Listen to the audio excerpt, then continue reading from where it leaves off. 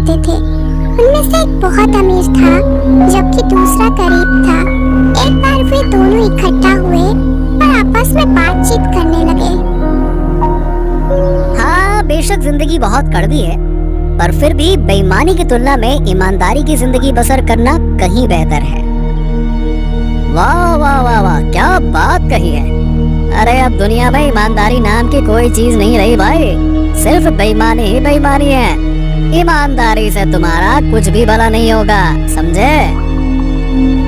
अरे नहीं भाई, मैं तो यही समझता हूँ कि ईमानदार होना ही बेहतर है। अच्छा, अगर ऐसी बात है तो आओ एक शर्त हो जाए। देखो, हमें जो 3 आदमी सबसे पहले मिलेंगे, हम उनसे ये पूछेंगे कि उनकी इस बारे में क्या राय है। अगर वो कहेंगे कि तुम जो कहते हो वो ठीक है, तो मेरे पास जो कुछ भी है वो सब तुम्हारा हो जाएगा। अगर वो ये कहेंगे कि मैं ठीक कहता हूँ, तो जो कुछ तुम्हारे पास है वो सब मैं ले लूंगा। हाँ हाँ हाँ, ठीक है, मंजूर है मुझे, चलो आओ। गरीब भाई राजी हो गया। फिर सड़क पर चल दिए। वे चलते गए और आखिर एक आदमी से उनकी मुलाकात हुई जो उसी रास्ते से लौट रहा था। नमस्ते भले मानस। नमस्ते। सुनो, हम तुमसे कुछ पूछना चाहते हैं। हाँ ठीक है, पूछो, क्या पूछना चाहते हो? अब तुम मुझे ये बताओ कि तुम्हारे हिसाब से दुनिया में ईमानदारी की जिंदगी बिताना बेहतर है या बेईमानी की? अरे भले लोगों, आज की दुनिया में ईमानदारी यही कहा। अब तुम मुझे नहीं ले लो। मैंने हर दिन बहुत बहुत देर तक और कड़ी मेहनत से काम किया, मगर कमाया लगभग कुछ भी नहीं। मेरी जरा सी कमाई का कुछ हिस्सा भी मालिक ने हड़प लिया। यह है ईमानदारी का नतीजा। ईमानदारी से बेईमानी कई गुना अच्छी है। देखा तुमने? क्या कहा था मैंने तुमसे भाई? मेरी बात सही है और तुम्हारी बात गलत। चलो आओ आओ, अभी और चलते आगे, आ जाओ। गरीब भाई को बड़ा दुख हुआ, मगर करता तो क्या, वे आगे चल दिए। वे चलते गए और आखिर उन्हें एक व्यापारी मिला। नमस्ते हुजूर। नमस्ते।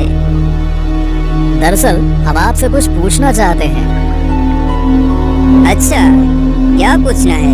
पूछो। आप मुझे ये बताइए कि दुनिया में ईमानदारी की जिंदगी बिताना बेहतर है या बेईमानी की?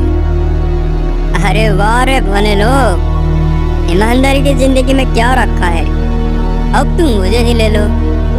अगर मुझे कोई माल बेचना हो तो 100 बार झूठ बोलने की जरूरत पड़ती है, छल कपट करना पड़ता है। ऐसा ना करने का मतलब होगा कुछ भी ना बेच पाना। इतना कहकर वो अपने रास्ते चल दिया। दूसरी बार भी मेरी बात सही निकली।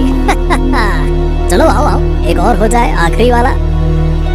गरीब भाई का दिल और भी बैठ गया, मगर वो करता भी तो क्या, और वे आगे चल दिए। वे चलते गए और आखिर एक जमींदार से उनकी मुलाकात हुई। नमस्ते श्रीमान जी। नमस्ते। दरअसल हम आपसे कुछ पूछना चाहते हैं। अच्छा, क्या बात है, पूछो। आपकी राय में दुनिया में ईमानदारी की जिंदगी बिताना बेहतर है या बेईमानी की? अरे वाह रे भले मानसों, आज की दुनिया में ईमानदारी है ही कहाँ। अगर मैं ईमानदारी की जिंदगी बिताता तो मेरी ये ठाट बाट होती क्या? ईमानदारी। अपनी बात पूरी किए बिना ही जमींदार ने अपना घोड़ा आगे बढ़ा दिया। हाँ तो मेरे भाई, अब तो तुम्हें समझ में आ गया होगा। चलो अब घर चलते हैं। जो कुछ भी तुम्हारे पास है अब वो तुम मेरे हवाले कर दो। चलो। गरीब भाई अपने घर की ओर चला जा रहा था। मन ही मन बहुत दुखी होता हुआ। उसकी जो थोड़ी सी जमा पूंजी थी वो अमीर भाई ने ले ली और केवल झोपड़ी उसके पास रहने दी। अच्छा ठीक है, तुम फिलहाल यहाँ रह सकते हो, अभी मुझे इसकी जरूरत नहीं, मगर जल्द ही तुम्हें अपने रहने के लिए कोई दूसरी जगह तलाश करनी होगी, समझे?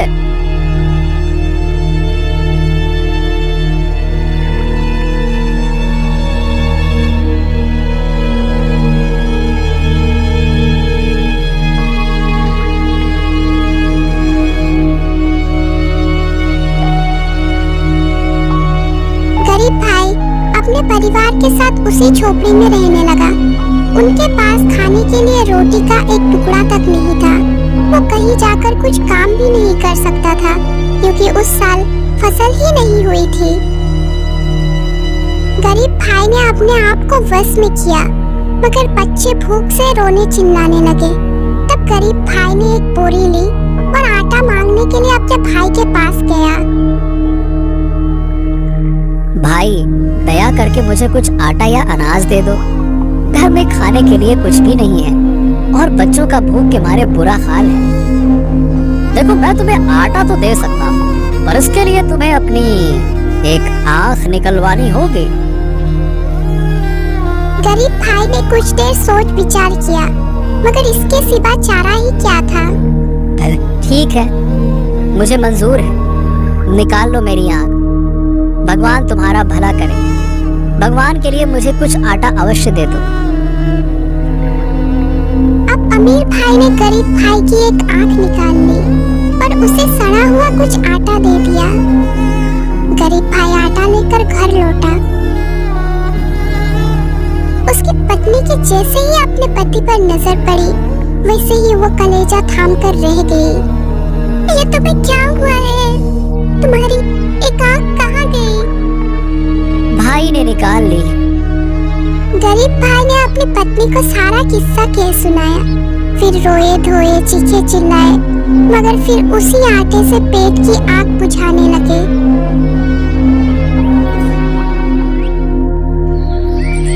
एक सप्ताह और शायद इससे कुछ अधिक समय बीता और वो आटा खत्म हो गया। गरीब भाई ने फिर से बोरी उठाई और अपने भाई के पास पहुंचा। मेरे भाई, मेरे प्यारे भाई, मुझे कुछ आटा और दे दो। जो आटा तुमने कुछ दिन पहले दिया था वो तो खत्म हो गया। अगर दूसरी आंख निकाल कर दोगे तो आटा दे दूंगा। बोलो। मेरे भाई, दोनों आंखें गवाकर मैं इस दुनिया में कैसे रहूंगा? मेरी एक आंख तो तुम पहले ही निकाल चुके हो। जरा रहम करो, कृपा करके अंधा किए बिना ही मुझे कुछ आटा दे दो। ना ना ना ना ना ना, मैं मुफ्त में आटा तो नहीं दूंगा। अगर तुम्हें और आटा चाहिए तो एक आंख और निकाल लेने दो, तभी मैं तुम्हें आटा दूंगा। बोलो। गरीब भाई करता भी तो क्या करता। हाँ, ठीक है भाई, निकाल लो। भगवान तुम्हारा भला करे। अब अमीर भाई ने गरीब भाई की दूसरी आंख भी निकाल ली और उसकी बोरी आटे से भी भर दी। गरीब भाई बोरी उठाकर घर की ओर चल दिया। फिर जगह जगह ठोकर खाता, रास्ता टटोलता और एक के बाद एक बार से टकराता। बड़ा मुश्किल से आटा लिए हुए घर पहुंचा। उसकी पत्नी ने उसे देखा तो सिर पीट कर रह गई। अरे बदकिस्मत आदमी, आंखों के बिना तुम इस दुनिया में कैसे रहोगे? शायद हमें किसी और जगह से कुछ आटा मिल जाता। मगर आप बेचारी पत्नी ऐसे जोर जोर से रोई कि उसके मुंह से एक शब्द भी ना फूट सका। रो मत पत्नी, दुनिया में मैं अकेला ही अंधा नहीं हूँ। मुझ जैसे और भी लोग हैं, वो भी आंखों के बिना काम चला लेते हैं ना, तो हम भी चला लेंगे।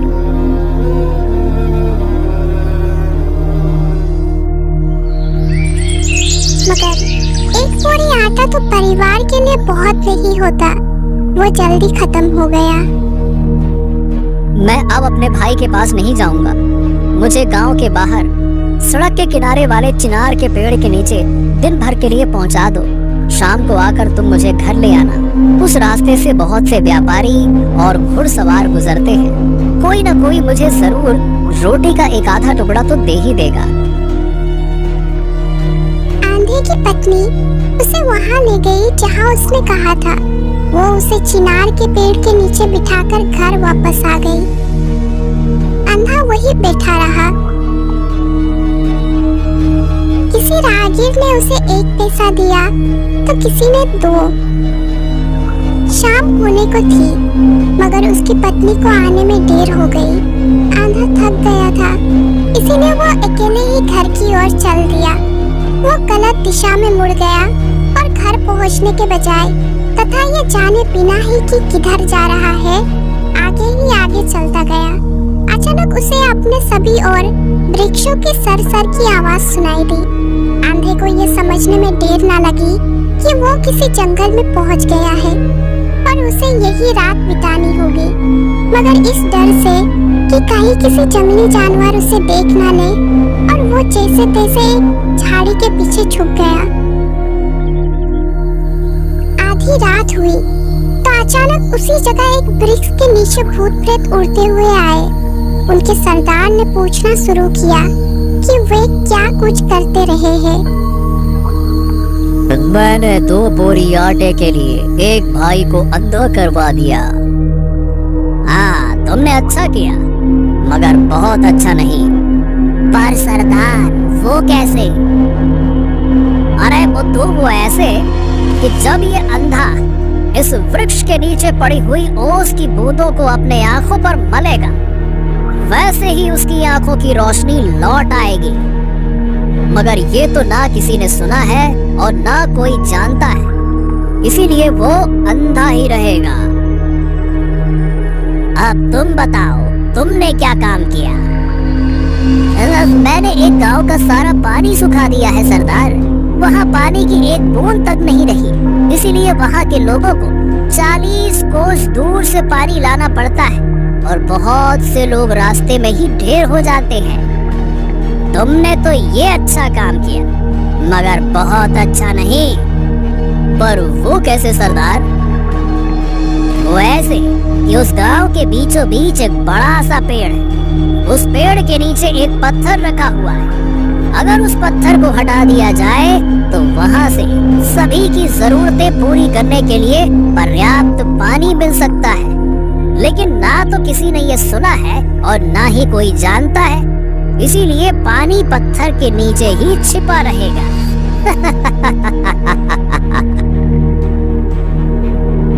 और अब तुम बताओ कि तुमने क्या किया? सरदार, मैंने एक राज्य के राजा के इकलौते बेटे को गूंगा कर दिया। हकीम वैद्यों से भी कुछ ना हुआ। हाँ, तुमने अच्छा किया, मगर बहुत अच्छा नहीं। वो कैसे सरदार? वो ऐसे कि अगर उस गांव के पत्थर के नीचे वाले पानी को पिला दिया जाए तो वो ठीक हो जाएगा, मगर ना ये किसी ने सुना है और ना कोई जानता है, इसीलिए वो गूंगा ही रहेगा।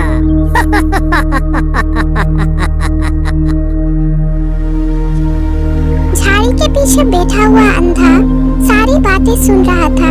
जैसे ही भूत प्रेत वहाँ से उड़ चले, वैसे ही वो वृक्ष के नीचे गया और उसने अपने आंखों पर ओस मली। तुरंत ही उसे नजर आने लगा। तब उसने सोचा, अच्छा, अब चलकर लोगों की मदद करता हूँ। उसने सुबह होने का इंतजार किया और सुबह होते ही वहाँ से चल दिया। वो उस गांव के पास पहुँचा जहाँ पानी नहीं था। उसने देखा कि एक बुढ़िया एक मटका लेकर जा रही थी।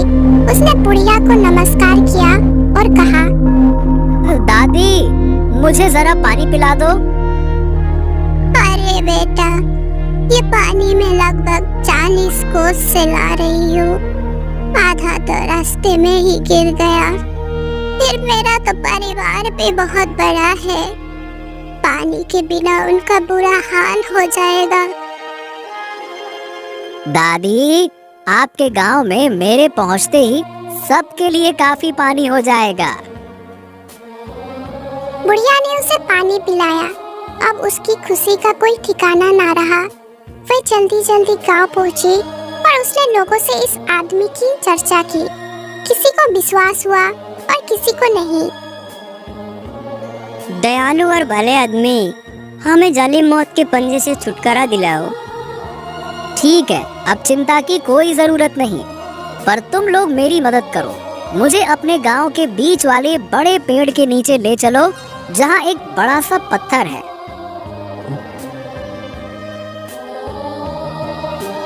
सबने मिलकर उस पेड़ के नीचे गए। सब लोग मिलकर उस पत्थर को हटाया। पत्थर हटते ही उधर से पानी निकलना शुरू हो गया। सब लोग खुश हुए। आपका बहुत बहुत धन्यवाद। आज आप हमें इतनी बड़ी मुश्किल से बचाई, जिसके लिए हम ना जाने कितने दिनों से परेशान थे। अब आप लोगों को चिंता की कोई आवश्यकता नहीं है। अभी कुछ ही समय में ये पानी तालाब, नदी और नालों को भी भर देगा। फिर उसने अपने पास रखे लोटे में थोड़ा जल भरा और लोगों को उस राज्य का रास्ता पूछकर वहां से चला गया। आखिर वो उस राज्य में पहुंच गया, जिसका राजा का बेटा गूंगा हो गया था। मैंने सुना है कि आपके राजा का बेटा सख्त बीमार है। शायद मैं उसका इलाज कर सकता हूँ। अरे तुम ही क्या इलाज करोगे उसका? यहाँ बड़े बड़े हकीमों वैद्यों के किए भी कुछ न हुआ, तुम भला क्या करोगे? अरे भाई, फिर भी आप लोग एक बार राजा को खबर तो कर दो। वे राजा को खबर नहीं देना चाहते थे, मगर ये व्यक्ति जिद करता गया। आखिर कोई चारा ना देखकर वे मान गए।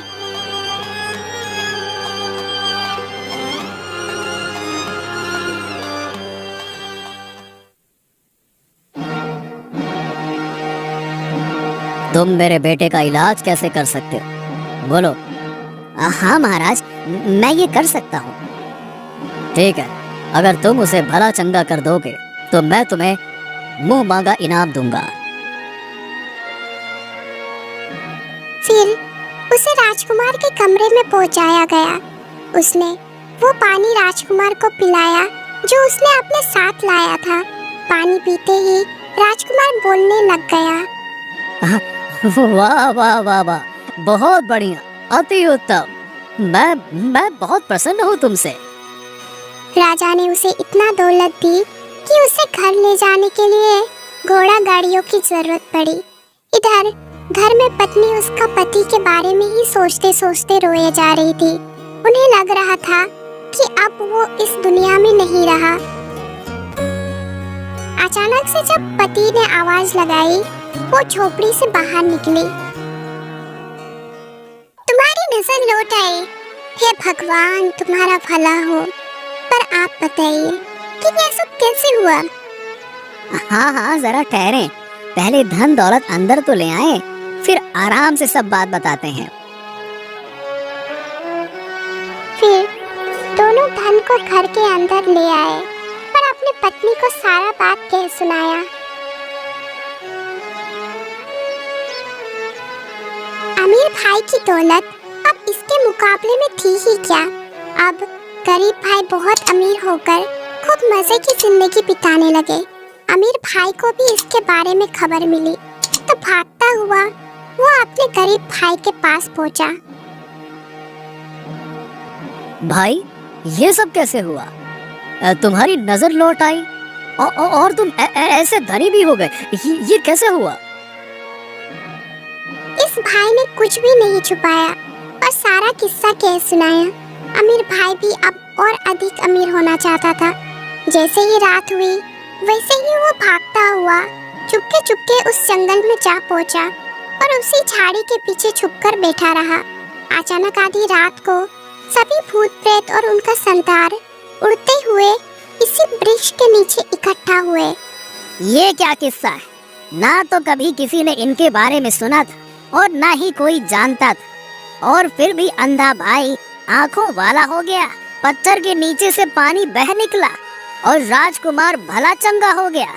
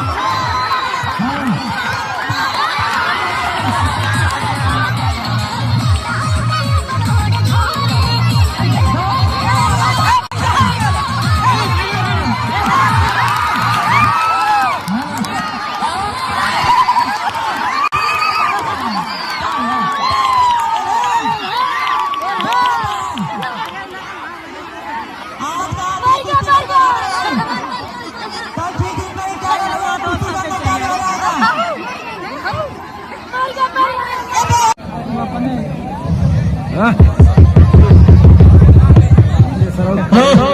साउंड वाले भाई, आवाज बढ़ा दो, उसकी आवाज कम लग रही है। घूस खा रखा गया, आवाज बढ़ा।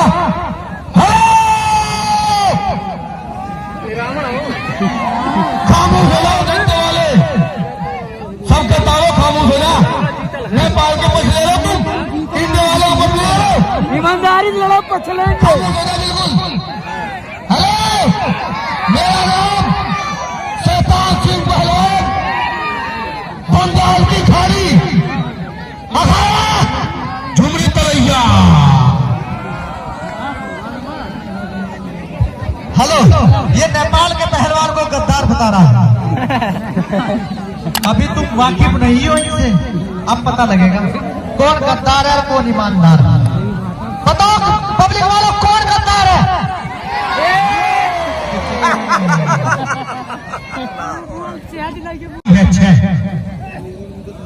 कल के जंगल में भवन लाडी,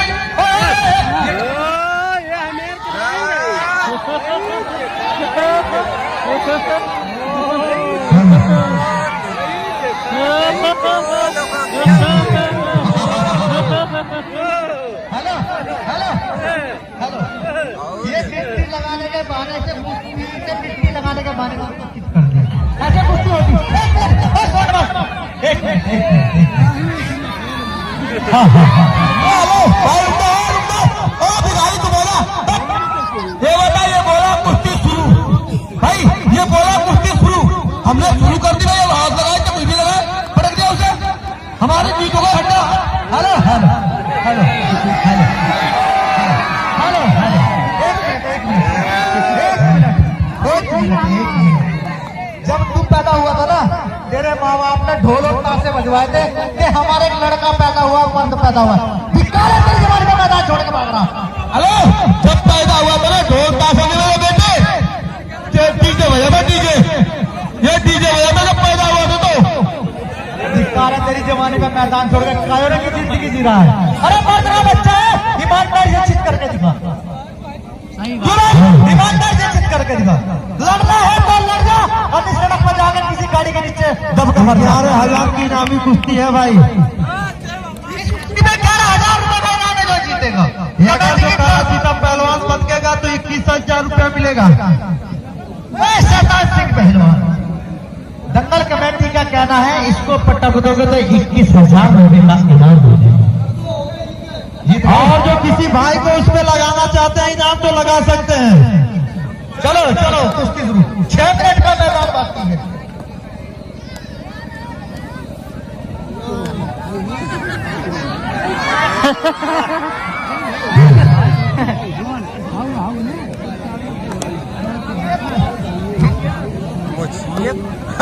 उनका देखा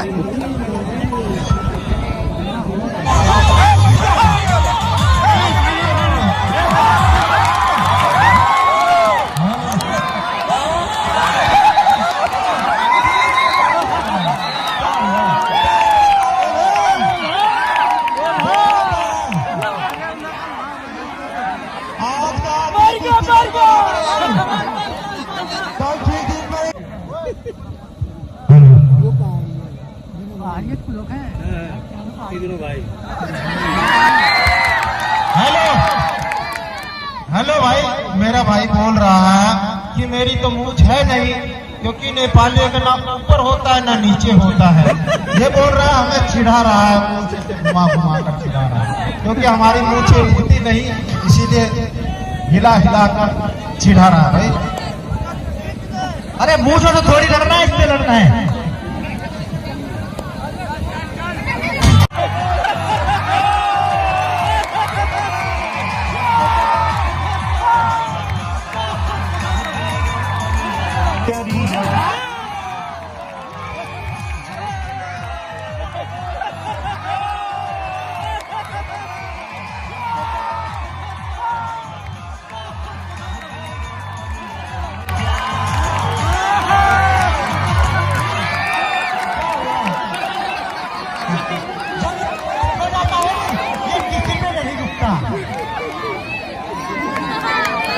हेलो, रास्ते में मत गाड़ी खड़ा करो भाई। ओ भाई साहब, अरे रास्ता बदल में करो, अभी आखिरी तक शुरू करो।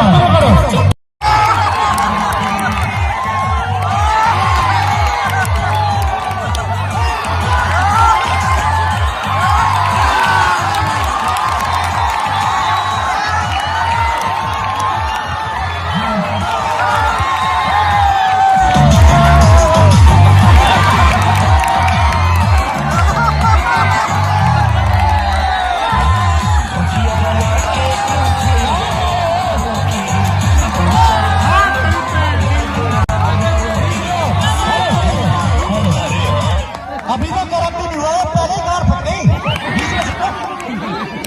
हेलो भाई, मैं लड़ने के लिए तैयार हूँ, ऐसे मार रहा, झपकी मार रहा होता, पकड़ने नहीं जाएगा, लड़ेगा कैसे? आपकी बाजू में ताकत को पकड़ के दिखाओ। बाकी है 5 मिनट का, 1 मिनट मुझे चुका है, 5 मिनट का मैदान बाकी है।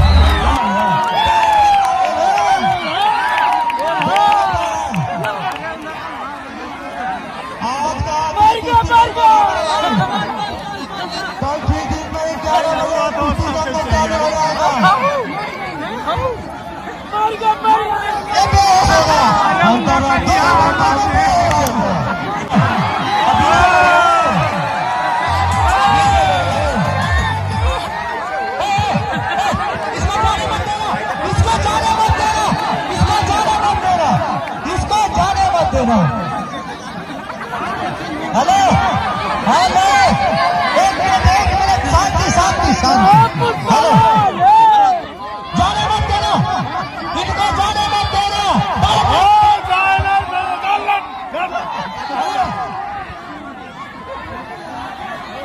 इसमें आओ, बीच में आओ ना।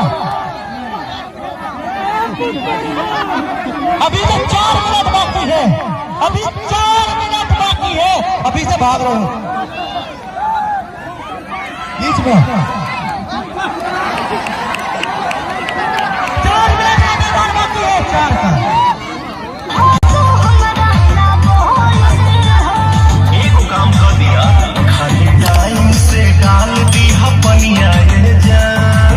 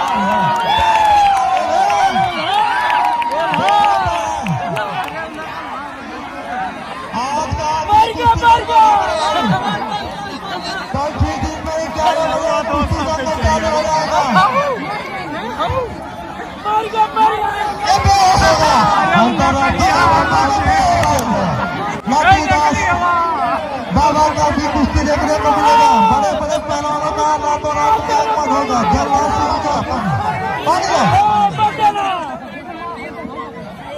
क्या हुआ? पहलवान बेहोश हो गया, पानी मारो उसको।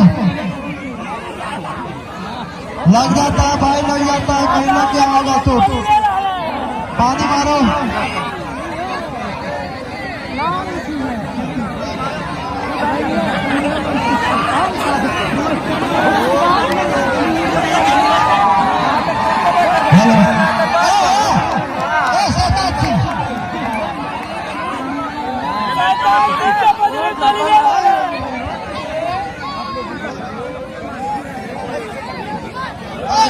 गुरु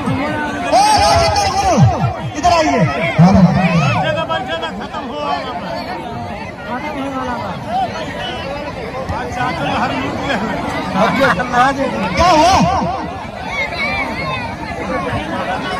चोट आ गया? ये चोट लग गई है तो डॉक्टर में लेकर जाइए पहले। गर्दन में चोट लग गई है, पुलिस बुलाइए।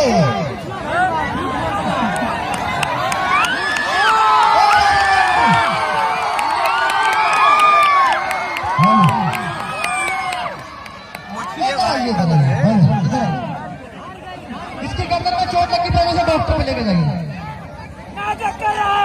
अरे लग जाती है यार, गर्दन का मामला है, नस नुस पे लग जाती है जी। ऐसा कोई लेटा दो, थोड़ा लेटा दो, अभी आराम आ जाएगा। डॉक्टर को बुला दीजिए। बाहर निकालो। प्रधान जी इसका नाम दे दीजिए, डॉक्टर में लेके जाइए प्रधान जी।